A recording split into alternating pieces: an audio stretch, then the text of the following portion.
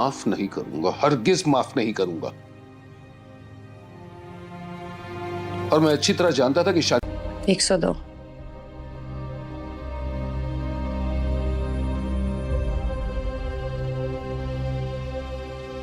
तो फिर आप दीजिए, मेरी बच्ची किसी मुश्किल में है, वो बहुत परेशान थी।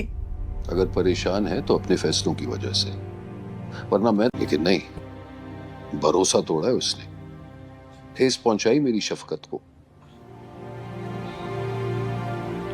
भी वो लोफर लफंगे के साथ घर में क्या कर रही है? क्या ये तरबियत दी है हमने?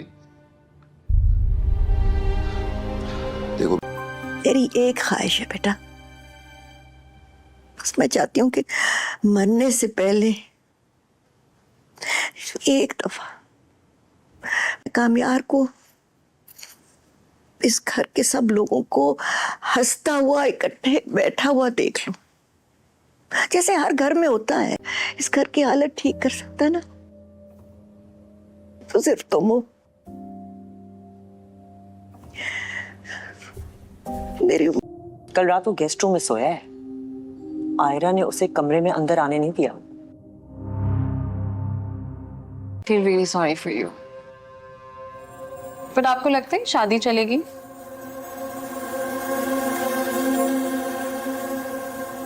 तो एक्चुअली मुझे पता चला काम यहाँ रात को गेस्ट रूम में सोया है। Is everything okay? उसकी नींद तो पूरी हुई ना? हाँ तो कुछ नहीं। देखो आयरा, आई नो कि तुमने बहुत बड़ा स्टेप लिया उससे शादी करके, खासतौर पर अपनी फैमिली को नाराज करके। ये कोई सिंपल बात तो नहीं है। So I really feel नहीं, मेरा मूड नहीं है। पार्टी का और तुम्हारा मूड नहीं है? चलो ना, it'll be fun। तुम्हें कहा ना मेरा मूड नहीं है। देखो, आपसे कुछ बात करनी थी। पापा से बात की थी मैंने कि आपसे मिल लूं, लेकिन मना कर दिया उन्होंने। लेकिन कोई बात नहीं, मैं फिर भी मिलूंगा आपसे। हेलो आयरा, कैसी हो बेटा? बिल्कुल ठीक हूँ अम्मा, आप कैसी हैं? पापा कैसे हैं? यहाँ सब ठीक है। तुम बहुत याद आ रही मुझसे मिलना चाहती हूँ मैं अम्मा। हो। वो भी तुम्हें बहुत याद करते हैं। बस ओ भाई, बात सुन, जल्दी चल। कहाँ जा रहा है यार? तू चलना, इमरजेंसी है, चलना यार अभी आगे। यार तुम समझ नहीं रहे हो, मेरी बीवी घर पे इंतजार कर रही है, मसला हो जाएगा मेरे लिए भाई। अरे साहब, मेरी बीवी आपकी बीवी से ज्यादा खतरनाक है। अगर घर पे टाइम पे ना पहुंचू ना, अंदर से कुंडी लगा लेती है। ओ, मैं तो डर गई। तुम्हें डरना भी चाहिए। तुमसे डरूं मैं? जी नवाज। अम्मा जी कह रही है मेरी तबीयत ठीक नहीं है, आप आकर देख लें उनको। हॉस्पिटल चलते हैं। हॉस्पिटल? नहीं नहीं, तुम भी डॉक्टर हो ना, तुमको अच्छी दवाई दे दो। ऐसे नहीं होता काम यार, हो सकता है वायरल हो सकता है कोई इन्फेक्शन हो, टेस्ट होंगे, इमरजेंसी में बेहतर ख्याल रखेंगे दादी का। अच्छा ठीक है, लेकिन आज रात को मैं आपके पास ही रुकूंगी, अगर किसी चीज की जरूरत हो तो मैं साथ हूँगी। नहीं, तुम जाओ, मैं दादों के साथ हूँ। कोई इमरजेंसी हुई मैं तुम्हें आके उठा दूंगी। सही कह रही है बेटा, ये रह जाएगी। God your awake. जी, मगर आप इतनी जल्दी कैसे जाग रही? चीकू की तबीयत खराब है, उसे डॉक्टर के पास लेके जाना है। और तुम्हारी गाड़ी ब्लॉक कर रही है मेरी गाड़ी को। कितनी दफा कहा है कि चाबी तो नीचे छोड़ के जाया करो। ये तो दादों की भी सायरा ठीक नहीं थी, मुझे लगा आप उनके लिए जाग रही है। अच्छा, मुझे नहीं पता था। If she had told me तो मुझे कोई प्रॉब्लम थोड़ी है, मैं उन्हें भी ले जाती। बात डॉक्टर या फिर गाड़ियों की नहीं होती, बात केयर की होती है। कुछ दीवारों के फासले हैं हमारे बीच, और कभी कभी वो इतने बढ़ जाते हैं कि एक दूसरे की तकलीफ भी नजर नहीं आती। हम एक घर में रहते हैं, कॉल पे बात कर रहे हैं। Come on कामयार, you know how it is। मुझे लग रहा है तुम्हें अपनी बीवी पर कोई गुस्सा है जो तुम मुझ पे निकाल रहे हो। वैसे चल क्या रहा है तुम दोनों के बीच? इस घर में हम कुछ डिस्कस नहीं करते हैं। अब दूसरी बात ये, मैंने उसे कमरे से नहीं निकाला, वो खुद दादों के पास रुकी है। आज रात इस घर में कोई जिंदा नहीं बचेगा, क्योंकि मेरी नफरत ने इस पूरे महल को बारूद का ढेर बना दिया है। फरीहा की आवाज में वो जुनून था जो सिर्फ एक पागल शख्स में होता है, उसने पूरे घर के दरवाजों को बाहर से जंजीरें डाल दी थीं।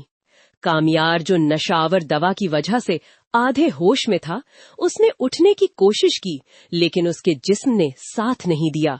आयरा ने देखा कि फरीहा के हाथ में मिट्टी के तेल का डब्बा था और उसकी आंखों में वो आग थी जो सब कुछ जलाकर रख देना चाहती थी। फरीहा ने चीख कर कहा, कामयार, मैंने तुमसे मोहब्बत की थी।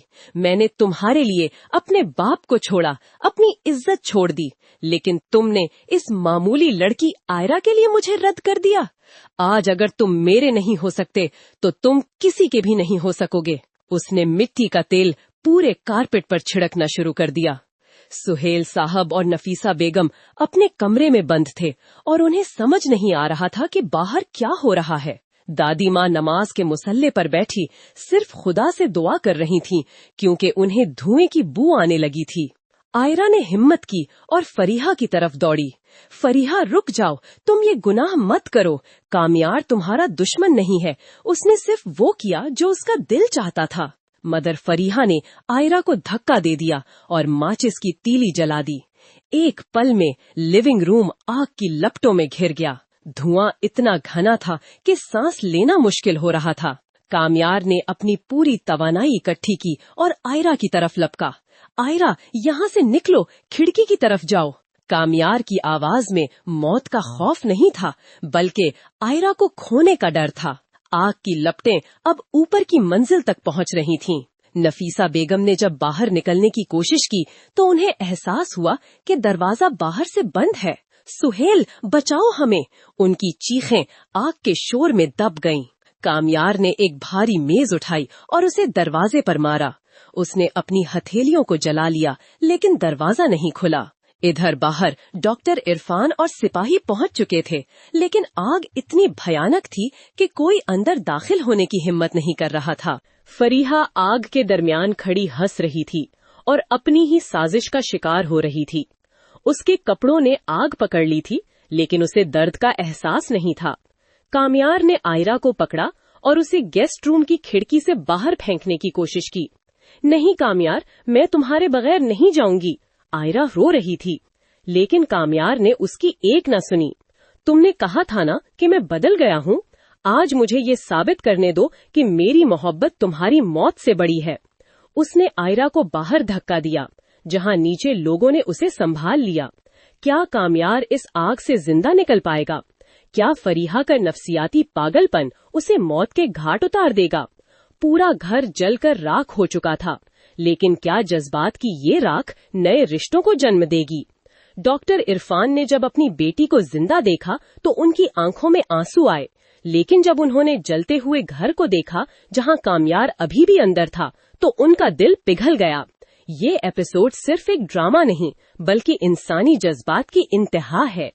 आज रात इस घर में कोई जिंदा नहीं बचेगा, क्योंकि मेरी नफरत ने इस पूरे महल को बारूद का ढेर बना दिया है। फरीहा की आवाज में वो जुनून था जो सिर्फ एक पागल शख्स में होता है। उसने पूरे घर के दरवाजों को बाहर से जंजीरें डाल दी थीं। कामयार, जो नशावर दवा की वजह से आधे होश में था, उसने उठने की कोशिश की, लेकिन उसके जिस्म ने साथ नहीं दिया। आयरा ने देखा कि फरीहा के हाथ में मिट्टी के तेल का डब्बा था और उसकी आंखों में वो आग थी जो सब कुछ जलाकर रख देना चाहती थी। फरीहा ने चीख कर कहा, कामयार, मैंने तुमसे मोहब्बत की थी। मैंने तुम्हारे लिए अपने बाप को छोड़ा, अपनी इज्जत छोड़ दी, लेकिन तुमने इस मामूली लड़की आयरा के लिए मुझे रद्द कर दिया। आज अगर तुम मेरे नहीं हो सकते तो तुम किसी के भी नहीं हो सकोगे। उसने मिट्टी का तेल पूरे कारपेट पर छिड़कना शुरू कर दिया। सुहेल साहब और नफीसा बेगम अपने कमरे में बंद थे और उन्हें समझ नहीं आ रहा था कि बाहर क्या हो रहा है। दादी माँ नमाज के मुसल्ले पर बैठी सिर्फ खुदा से दुआ कर रही थीं, क्योंकि उन्हें धुएं की बू आने लगी थी। आयरा ने हिम्मत की और फरीहा की तरफ दौड़ी। फरीहा, रुक जाओ, तुम ये गुनाह मत करो। कामयार तुम्हारा दुश्मन नहीं है, उसने सिर्फ वो किया जो उसका दिल चाहता था। मदर फरीहा ने आयरा को धक्का दे दिया और माचिस की तीली जला दी। एक पल में लिविंग रूम आग की लपटों में घिर गया। धुआं इतना घना था कि सांस लेना मुश्किल हो रहा था। कामयार ने अपनी पूरी तवानाई इकट्ठी की और आयरा की तरफ लपका। आयरा, यहाँ से निकलो, खिड़की की तरफ जाओ। कामयार की आवाज में मौत का खौफ नहीं था, बल्कि आयरा को खोने का डर था। आग की लपटें अब ऊपर की मंजिल तक पहुंच रही थीं। नफीसा बेगम ने जब बाहर निकलने की कोशिश की तो उन्हें एहसास हुआ कि दरवाजा बाहर से बंद है। सुहेल, बचाओ हमें! उनकी चीखें आग के शोर में दब गईं। कामयार ने एक भारी मेज उठाई और उसे दरवाजे पर मारा। उसने अपनी हथेलियों को जला लिया, लेकिन दरवाजा नहीं खुला। इधर बाहर डॉक्टर इरफान और सिपाही पहुंच चुके थे, लेकिन आग इतनी भयानक थी कि कोई अंदर दाखिल होने की हिम्मत नहीं कर रहा था। फरीहा आग के दरमियान खड़ी हंस रही थी और अपनी ही साजिश का शिकार हो रही थी। उसके कपड़ों ने आग पकड़ ली थी, लेकिन उसे दर्द का एहसास नहीं था। कामयार ने आयरा को पकड़ा और उसे गेस्ट रूम की खिड़की से बाहर फेंकने की कोशिश की। नहीं कामयार, मैं तुम्हारे बगैर नहीं जाऊंगी। आयरा रो रही थी, लेकिन कामयार ने उसकी एक न सुनी। तुमने कहा था ना कि मैं बदल गया हूँ। आज मुझे ये साबित करने दो कि मेरी मोहब्बत तुम्हारी मौत से बड़ी है। उसने आयरा को बाहर धक्का दिया, जहाँ नीचे लोगों ने उसे संभाल लिया। क्या कामयार इस आग से जिंदा निकल पाएगा? क्या फरीहा का नफसियाती पागलपन उसे मौत के घाट उतार देगा? पूरा घर जलकर राख हो चुका था, लेकिन क्या जज्बात की ये राख नए रिश्तों को जन्म देगी? डॉक्टर इरफान ने जब अपनी बेटी को जिंदा देखा तो उनकी आंखों में आंसू आए, लेकिन जब उन्होंने जलते हुए घर को देखा जहां कामयार अभी भी अंदर था, तो उनका दिल पिघल गया। ये एपिसोड सिर्फ एक ड्रामा नहीं, बल्कि इंसानी जज्बात की इंतहा है। आज रात इस घर में कोई जिंदा नहीं बचेगा, क्योंकि मेरी नफरत ने इस पूरे महल को बारूद का ढेर बना दिया है। फरीहा की आवाज में वो जुनून था जो सिर्फ एक पागल शख्स में होता है। उसने पूरे घर के दरवाजों को बाहर से जंजीरें डाल दी थीं। कामयार, जो नशावर दवा की वजह से आधे होश में था, उसने उठने की कोशिश की, लेकिन उसके जिस्म ने साथ नहीं दिया। आयरा ने देखा कि फरीहा के हाथ में मिट्टी के तेल का डब्बा था और उसकी आंखों में वो आग थी जो सब कुछ जलाकर रख देना चाहती थी। फरीहा ने चीख कर कहा, कामयार, मैंने तुमसे मोहब्बत की थी। मैंने तुम्हारे लिए अपने बाप को छोड़ा, अपनी इज्जत छोड़ दी, लेकिन तुमने इस मामूली लड़की आयरा के लिए मुझे रद्द कर दिया। आज अगर तुम मेरे नहीं हो सकते तो तुम किसी के भी नहीं हो सकोगे। उसने मिट्टी का तेल पूरे कारपेट पर छिड़कना शुरू कर दिया। सुहेल साहब और नफीसा बेगम अपने कमरे में बंद थे और उन्हें समझ नहीं आ रहा था कि बाहर क्या हो रहा है। दादी माँ नमाज के मुसल्ले पर बैठी सिर्फ खुदा से दुआ कर रही थीं, क्योंकि उन्हें धुएं की बू आने लगी थी। आयरा ने हिम्मत की और फरीहा की तरफ दौड़ी। फरीहा, रुक जाओ, तुम ये गुनाह मत करो। कामयार तुम्हारा दुश्मन नहीं है, उसने सिर्फ वो किया जो उसका दिल चाहता था। मदर फरीहा ने आयरा को धक्का दे दिया और माचिस की तीली जला दी। एक पल में लिविंग रूम आग की लपटों में घिर गया। धुआं इतना घना था कि सांस लेना मुश्किल हो रहा था। कामयार ने अपनी पूरी तवानाई इकट्ठी की और आयरा की तरफ लपका। आयरा, यहाँ से निकलो, खिड़की की तरफ जाओ। कामयार की आवाज में मौत का खौफ नहीं था, बल्कि आयरा को खोने का डर था। आग की लपटें अब ऊपर की मंजिल तक पहुंच रही थीं। नफीसा बेगम ने जब बाहर निकलने की कोशिश की तो उन्हें एहसास हुआ कि दरवाजा बाहर से बंद है। सुहेल, बचाओ हमें! उनकी चीखें आग के शोर में दब गईं। कामयार ने एक भारी मेज उठाई और उसे दरवाजे पर मारा। उसने अपनी हथेलियों को जला लिया, लेकिन दरवाजा नहीं खुला। इधर बाहर डॉक्टर इरफान और सिपाही पहुंच चुके थे, लेकिन आग इतनी भयानक थी कि कोई अंदर दाखिल होने की हिम्मत नहीं कर रहा था। फरीहा आग के दरमियान खड़ी हंस रही थी और अपनी ही साजिश का शिकार हो रही थी। उसके कपड़ों ने आग पकड़ ली थी, लेकिन उसे दर्द का एहसास नहीं था। कामयार ने आयरा को पकड़ा और उसे गेस्ट रूम की खिड़की से बाहर फेंकने की कोशिश की। नहीं कामयार, मैं तुम्हारे बगैर नहीं जाऊंगी। आयरा रो रही थी, लेकिन कामयार ने उसकी एक न सुनी। तुमने कहा था ना कि मैं बदल गया हूँ। आज मुझे ये साबित करने दो कि मेरी मोहब्बत तुम्हारी मौत से बड़ी है। उसने आयरा को बाहर धक्का दिया, जहाँ नीचे लोगों ने उसे संभाल लिया। क्या कामयार इस आग से जिंदा निकल पाएगा? क्या फरीहा का नफसियाती पागलपन उसे मौत के घाट उतार देगा? पूरा घर जलकर राख हो चुका था, लेकिन क्या जज्बात की ये राख नए रिश्तों को जन्म देगी? डॉक्टर इरफान ने जब अपनी बेटी को जिंदा देखा तो उनकी आंखों में आंसू आए, लेकिन जब उन्होंने जलते हुए घर को देखा जहां कामयार अभी भी अंदर था, तो उनका दिल पिघल गया।